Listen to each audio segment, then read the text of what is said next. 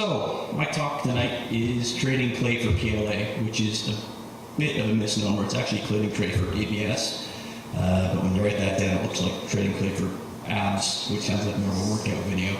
So this might be a better definition of what I'm going to be talking about. So learning to make art with robots. I grew up in Hamilton, and I picked up clay at a very young age. I was using clay at the Mazza School of Art, doing the clay programs there, and I loved it. It was a great way to express my imagination, and it's something that carried with me through to high school, where I was using it there. When I went away to school, however, it was a bit crafty for university level art, so they tended to discourage us from using it, or at least that was the impression I had. So I started to paint badly for 4 years. I got over that afterwards, and got more into conceptual work in university, because that's kind of the route we went at the time. Now, after I graduated and I decided I didn't want to follow in the arts, I decided that it was clay that I enjoyed using far more, so I reverted to that. And I started making work once I came back to Hamilton after living in the States for a bit, and got involved with the Hamilton Artist Inc. That was around the time I knew Ian, and started showing locally. And that was sort of a common thread that goes through all my work, where I tend to work with, I enjoy working with lots of people. So the collaboration of working in an artist-run center, where you meet and you share ideas and you share concepts, translates well into things I'll be doing later, talking about later in this talk as well. And there's some great people I met in that time there that certainly had a huge influence on the direction of my work, including Dave Brace and Pretty Coley, who were at the time the directors of, or the owners of Transit Gallery, and they gave me my first solo show back in 2005, and that's where these guys came around. So these are the Rabbit Men. Oh, that's a little bit. This is when I was doing it at the ink. So these rabbits that I started to do around 2005 are sort of they were a transition from my time, you could say, from when I was a kid, that imaginative time, and getting into adulthood and the sort of mundane monotony and paperwork and having to work the day-to-day that sort of happens in that transition. So I started building these characters. I don't know if I consciously realized at the time, but sort of these Bugs Bunny characters trapped in the day-to-day. And again, all with clay, all hand-painted, very handmade. And I did a few shows with these guys. And they were good. I enjoyed it immensely. I got some great coverage.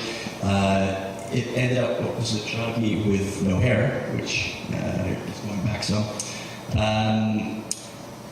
But I kind of wanted to transition out of that. After a few years of making the Rabbit Men, I was looking to get into bigger, larger scale stuff. This is one of the few pictures I could find of a sort of science fiction bend, where I had these rockets and spacemen and robots that I was working with, which is great. Thank you!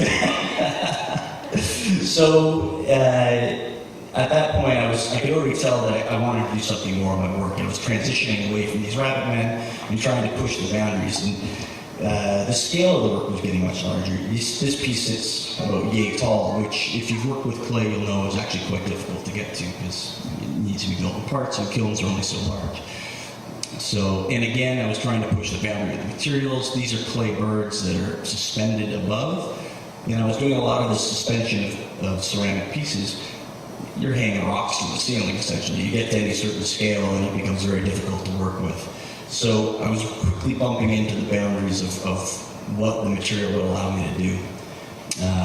Around that same time, when I sort of stepped away from arts administration, I got into the world of scenic art.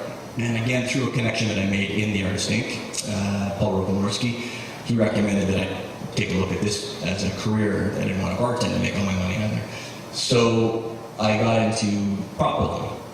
This is a set for Sheridan College. It's just styrofoam rocks that you carve, and they went on the back of the performance they were doing. It was actually designed by Denise Lisson, who was also an artist in the Hampton scene. And this was an interesting move for me, because it allowed me to learn new techniques and try and apply them to my own work as well. So carving styrofoam, painting larger forms, assembling, and again, team building. Because you get into scenic art, and you're not building this by yourself. It's impossible. You've got dozens of people working on a set. So you have to learn how to share ideas and techniques and make sure you're not tripping over each other. And again, much like the ink, at least working with other people had more impact on what I was doing than anything I was doing on my own. So it was a good thing for me. Now, there we go. The downside to the scenic art stuff is it's very hands-on. This is me on the left, this is Dave Butler on the right.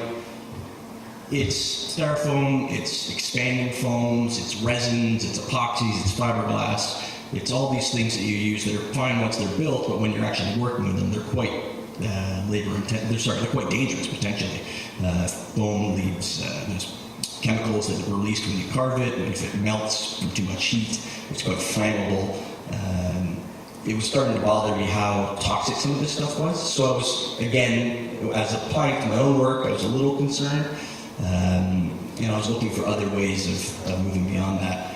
The other interesting thing about what's going on here, this is sort of the beginning of where I was looking at digital work, believe it or not. So the stuff, here's some of the tools, for example, that I use, rasps, and these are grinding tips that revolve at 20, 30,000 RPM, and you're just sitting there carving away.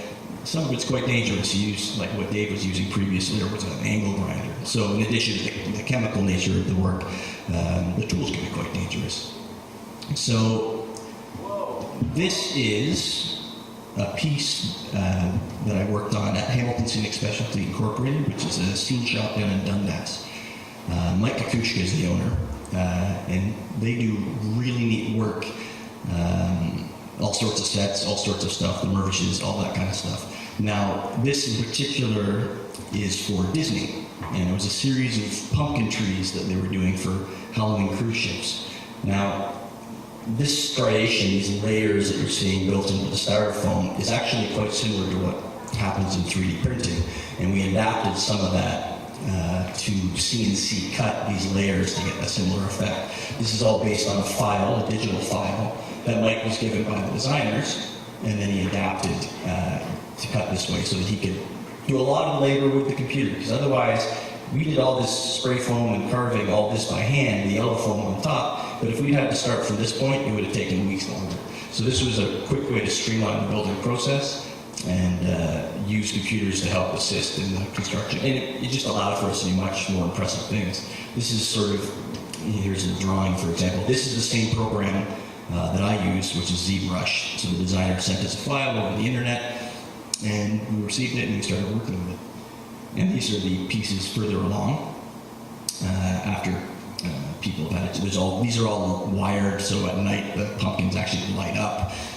Paul Komorski was the painter on the job, did a phenomenal job with the finish. There was, like I said, this kind of stuff you have dozens of people working on. This is some examples of me taking those materials that I was using at work and trying to figure out how to get them to work at home. And this is one example of just carving on styrofoam in a sort of two-dimensional light way, just X-Acto blades. There's some really neat stuff you can do there. This is another example where I started playing with the same techniques I was building with at work, but trying to use paper and other things to, as a paper mache figure. The downside is, by trying to emulate what I was doing at work, I really quickly ran out of space in my studio. So this is a piece that's in the bed of my truck, and I'm about to deliver it to the only person who's willing to store it for me. Another aspect of what I was doing, this is sort of, these pieces, the factories were an example of sort of mixing the two. The paper mache clouds and the clay was a combination of sort of techniques I was using at work. The styrofoam underneath the paper mache to create those shapes, still spray foam, and the bricks were all handmade. I think this might have been the beginning of the end for me in my clay career, because these things were incredibly heavy. This is at the Museum of Steam and Technology. And they took forever. Each one of these bricks I was hand cutting and firing and then assembling with cement, essentially building like I was a tiny Italian bricklayer, and going layer by layer up to build these things. And they were incredibly frustrating to make, and I think it completely burned me out. Because it wasn't long after this that I started to say, this is nuts, I don't want to keep doing this. It's heavy, it takes up so much space. You should have seen my studio. It was a mess. And all these large pieces that I was working on were piling up and piling up. So I had enough of that. And I had the impression that I just wanted to start making my work move, which is when I got a hold of Jeremy Freiberger and said, is there somewhere around here that's teaching this kind of stuff? And he suggested I get in touch with ThinkHouse. Think House was a hackerspace. They're over on Dundurn. They're part of a network of hackerspaces and makerspaces in Southern Ontario and the world. It's an interesting development as far as, much like the artist-run centers in the 70s, as they popped up to help support artists create and exhibit and share ideas and concept. Hackerspaces popped up in Canada much more recently, in the last decade or so, I'd say. A little longer ago in Germany, but again, much like the artist-run center model, a little earlier in Europe and then here in North America a little bit later.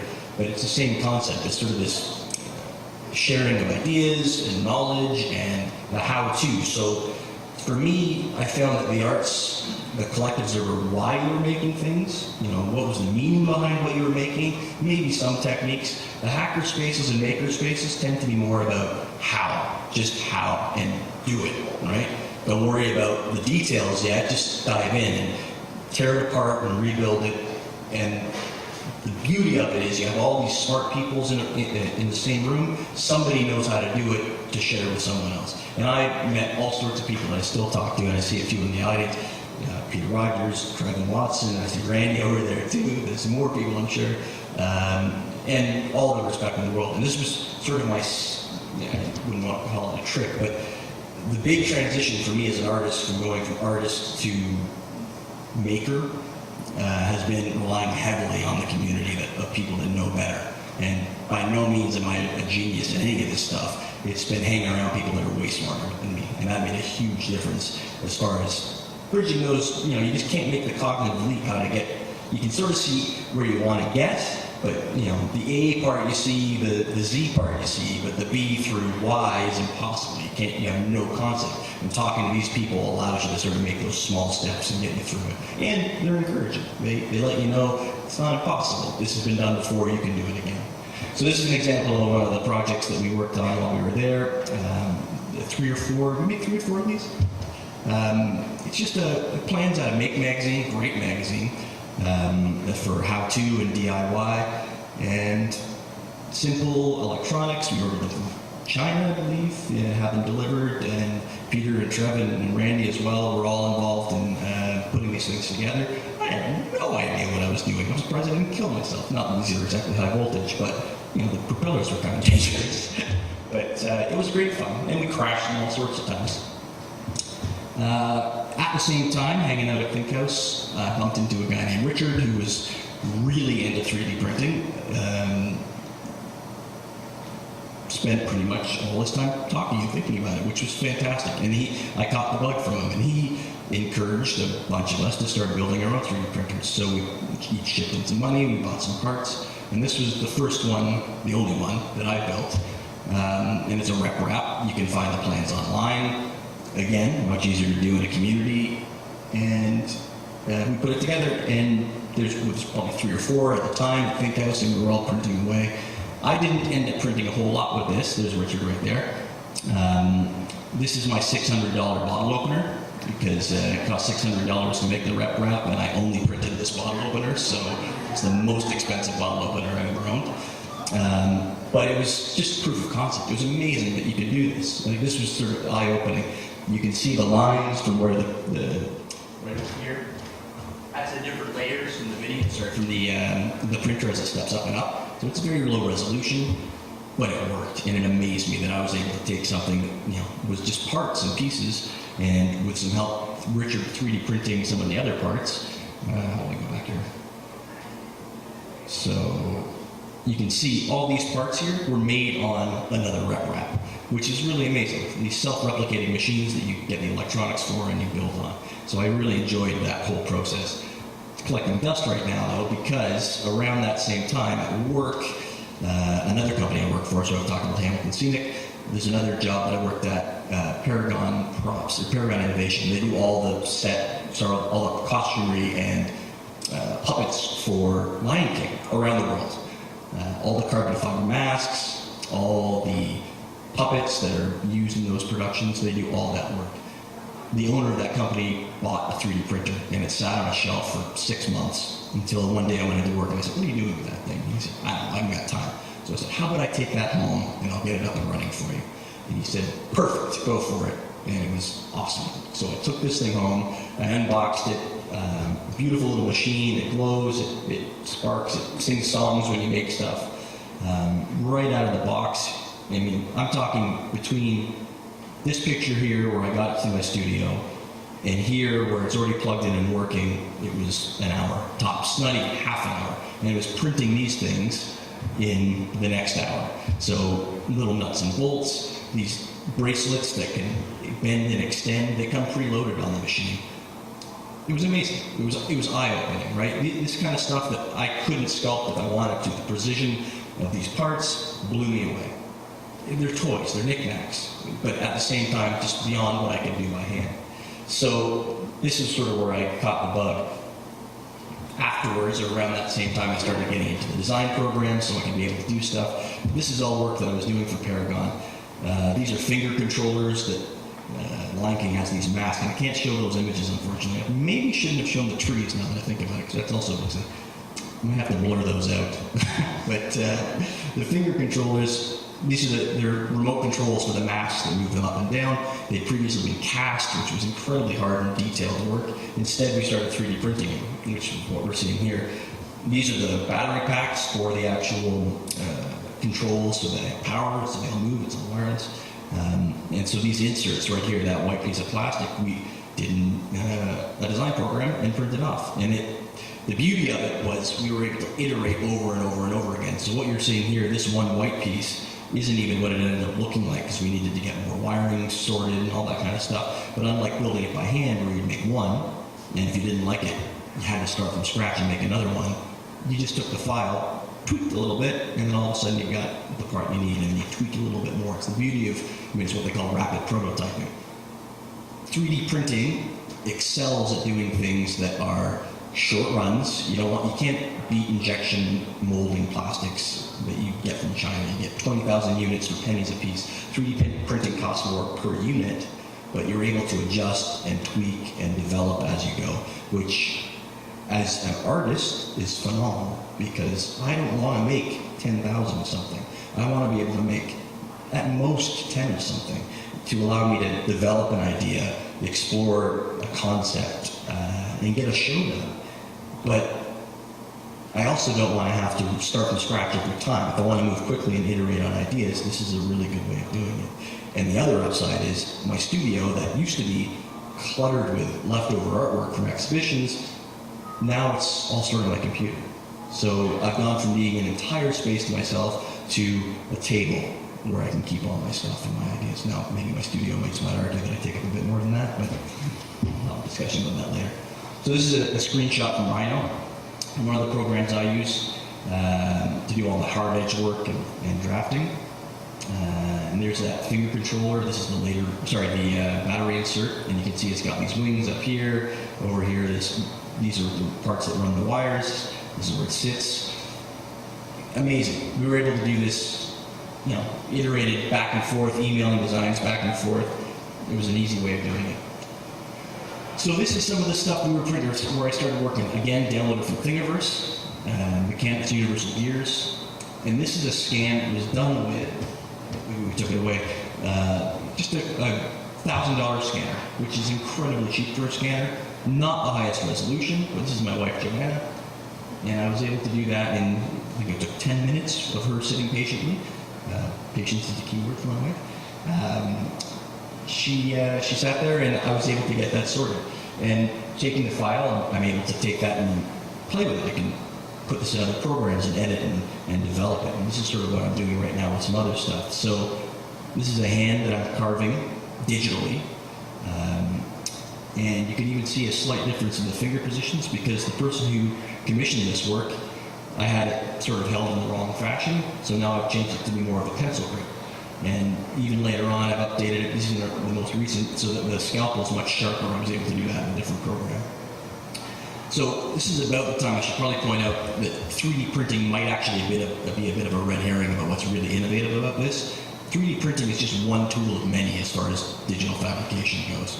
So the CNC machines that you saw used in Mike's shop, laser cutters. Peter's got a laser cutter downstairs, does amazing work. The whole idea is that you're designing digitally, and then you're sending it off to these robots of different varieties to do the appropriate type of production. right now for me, having just got a new 3D machine, 3D printer, it's kind of like that guy with the hammer, everything's a nail. I'm trying to do everything on the 3D printer. But there's other better ways of doing it. It's just a matter of figuring out. The key is these programs. This one's called ZBrush. And this is an example of a piece. I didn't make this. This was a friend of mine who came over for an hour. And in that time was able to just throw this thing together. He's not a visual artist, for the record. He's a writer, actually. But he was able to do this in a way that he might have been able to do with clay, but certainly wouldn't have been able to get the same detail in these lovely earrings he's created. And he loves it. I was able to print it off. He's now got it as a keychain. So it's something that he never would have created himself, but was able to do quickly in an hour. The learning curve on these programs is quite steep. I was able to coach him through some of this, but it's not any different than learning how to use a myriad of tools. Like if as a sculptor, I was using clay brushes or clay tools, I was using paint brushes, all these different things. These programs sort of amalgamate all those tools into one thing and then outsource it to a machine that takes care of all the details in that sense.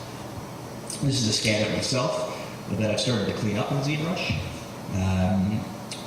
Again, there was a lot of artifacting. It's a very cheap scanner. The high-end scanners are a little bit behind the 3D printers. 3D printers are coming way down in price. The maker bots now you can get for less than $3,000. There's some that you can pick up. The one I built myself for $600. Now you can get pre-built ones for $600. Do amazing work. They're getting cheaper and cheaper. The scanners are a little behind that curve. So this is something just a little outside of what's happening in the arts. There's sort of the 3D printing in the wild. There's a lot of controversy. I'm sure you've all heard, it's the first thing that comes up in every conversation I have about it is 3D printing guns. It's the dark side, I guess, of 3D printing. Any technology. Technology is neutral. The fact of the matter is you could have made guns in a machine shop, but this is something that's making people nervous because, it's controversial. But on the flip side of that, you can make new prosthetic flippers for ducks, or what do you call that? Feet for ducks. How cute is that, right? That's wonderful.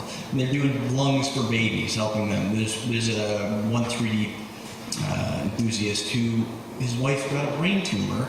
He was able to use the scans of her brain, 3D print those, give them to the doctors, and say, okay, this is what's going on. They themselves were then able to plan the best route to get in and perform surgery. So the applications of 3D printing and the scanning technology that goes with it, it is game-changing. I don't want to use that word lightly, but it's affecting manufacturing, it's affecting medical, it's affecting all sorts of levels. It's obviously going to affect the arts as well. It'll be interesting. We're still early stages. There's always a trickle-down effect with these technologies. It starts with aerospace, and eventually it ends up in the arts, and the home sciences and all this kind of stuff. That's sort of where we're getting to at this point. So these are just some examples of stuff you can find on Shapeways. This is a skull done by Joshua Harker. He's one of the early sort of design leaders in the 3D printing movement. Beautiful work, all lattice. Again, you couldn't do this by hand. It just wouldn't be possible. And the same over here. This is printing in metal. I don't know the artist's name. I feel bad about even showing this without knowing it. But a bracelet done.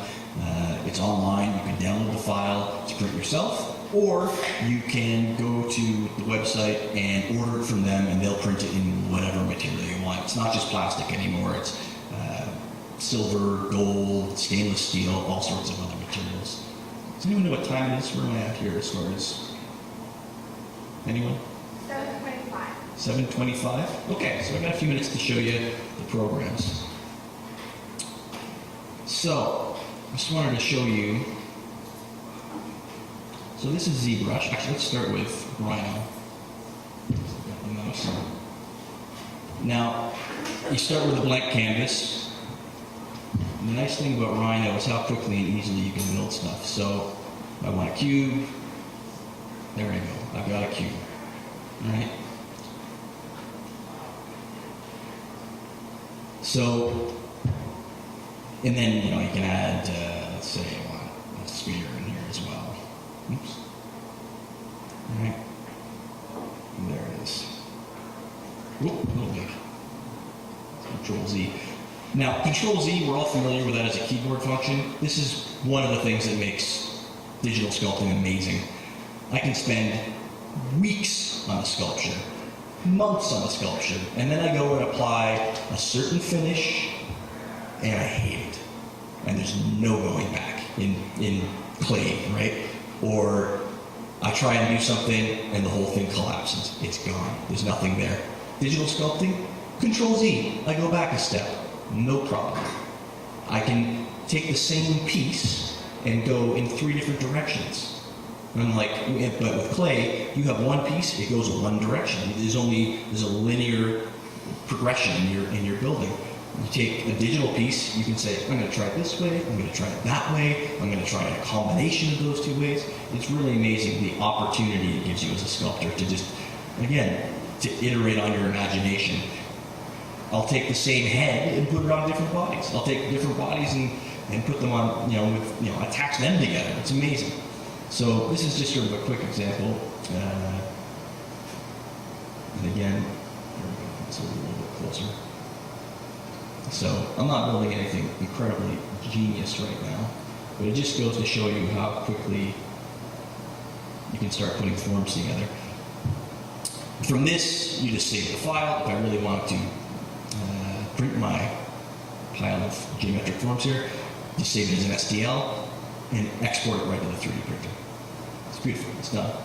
So, not very exciting to watch, more useful for me for work, where I am building those battery enclosures, or when the hand that you saw, I'm probably going to design the base for that. It's a trophy in Rhino. But the more exciting program as a sculptor that people were recommending to me when I was looking into it is this one. This is ZBrush. So, in this one you use more with a tablet than you do the mouse, because it is pressure sensitive. And you can start doing things very quickly. So, right now, oh, you know what? Here's another fun feature. You go into transform in this program, and oh, symmetry is on. So let me get a front view. Here we go. Okay.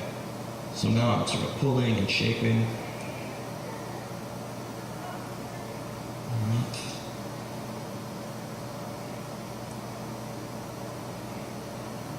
It's going a little slow right now. I'm not sure what's going on there, but and then I take things like this. And this is the clay buildup. All right. And I can dig away. And very quickly, in a way that would have taken much longer with clay, I start to get the basic forms of the sculpture. And for me, the figurative work that I like doing, this is really kind of amazing. Because I can start doing, I've got my head going on here. And you can change your brush size. So all those tools that I've been collecting for years, different clay tools, hooks and rasps and all these things that I use, they exist digitally, right? So right now I'm using the clay build-up tool. Over here, this would be more like if I'm trying to cut and scribe lines, right? And again, I don't like the lines, I get rid of them, which I've enjoyed immensely, and it has certainly had a dramatic impact on what I'm building. Here we go. And there's other things like if I want to do radial symmetry, right? So as far as time saving, so that was mirrored. I'm not sure I mentioned that specifically. I don't know if you noticed, but if I carve on this side, it's immediately going to the other side as well, which for doing human forms is amazing. And I can even upgrade it to, let's do radial symmetry. Right, so now I've got, see, it's affecting it now in all these spots. I'm not sure what I'm making exactly here, but let's call that chicken man. Again, just the options are amazing. I can't even, there's no way in a million years I would call myself an expert at these programs. The people that are really good at these programs, what they were designed for, are making movies. These are the animation programs that create the characters that you see in the Avengers, right? The Hulk was probably modeled in something like ZBrush before he then got animated in a different program like Maya or one of these different programs. What you're seeing here is these tools, there's a collapse of layers, right? So the designers that used to give the concept, and then the person who would carve the thing. Slowly, this is allowing the same person to sort of take over a bunch of those different layers. And it's having for me, it has a really interesting effect in that it gives you the specific control that you might not have had without years of experience in an industry, and you're able to transfer some of these skills between industries. So there's going to be an interesting blur between animators and prop makers and all of these things. Some of these are going to be the same skill set that's being used to do all these things. Huge impact. So, I think that was essentially all I had to say. So if we want to,